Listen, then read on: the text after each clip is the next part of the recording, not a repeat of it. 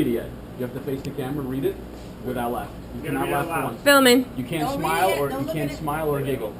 Go.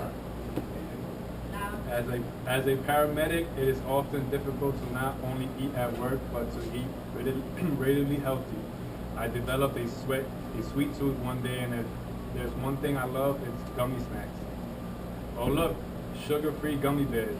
I haven't had gummy bears since I was in middle school. I explained to my partner, and the fact that they're sugar-free practically made them healthy, right? I downed quite a few of them on the way to the next call and had to finish the bag by the early August afternoon. In the oppressive southern heat, we are dispatched to an unconscious person. As we traverse the city streets, I began to get cold chills and cramps despite the triple-digit temperatures. My abdomen was obviously bloated, and the noises, oh God, the noises.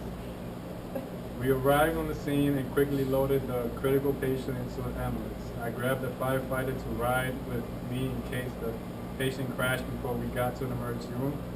In the back, the pressure was building against my dirty Rosebud.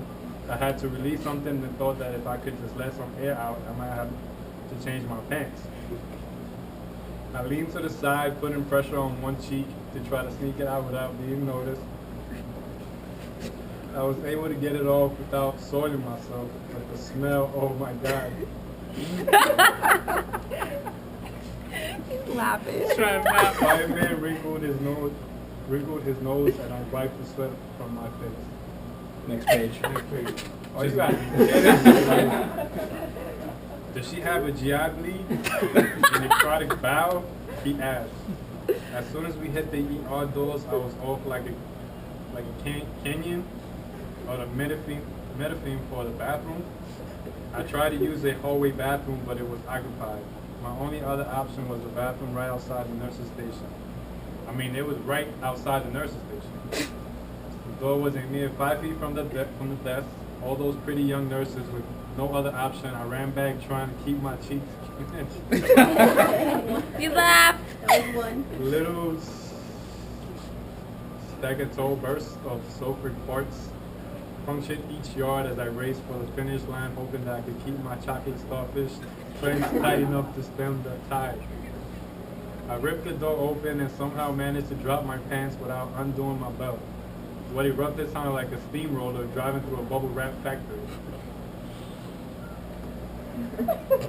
I knew it was audible from the nurse's station, and I had nearly knocked a pretty blonde out of her chair during my mad dash.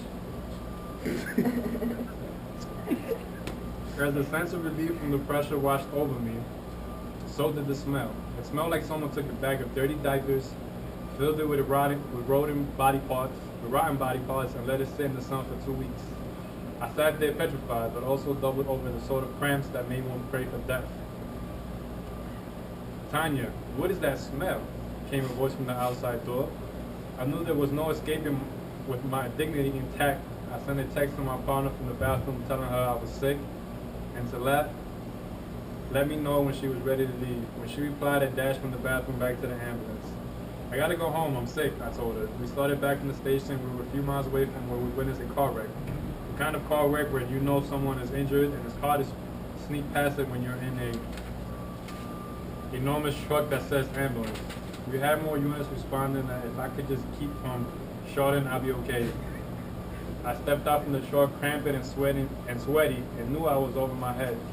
My partner walked into the car and I climbed into the back of the ambulance. I looked around, desperate for relief. I spotted the biohazard trash can. I locked the doors and squatted over the can. It was small and I knew I couldn't put my weight on it without breaking it. How many more pages? Okay, well. He won. Yeah, I could, yeah, can I Okay, yeah, you would. Thank you. Cut it.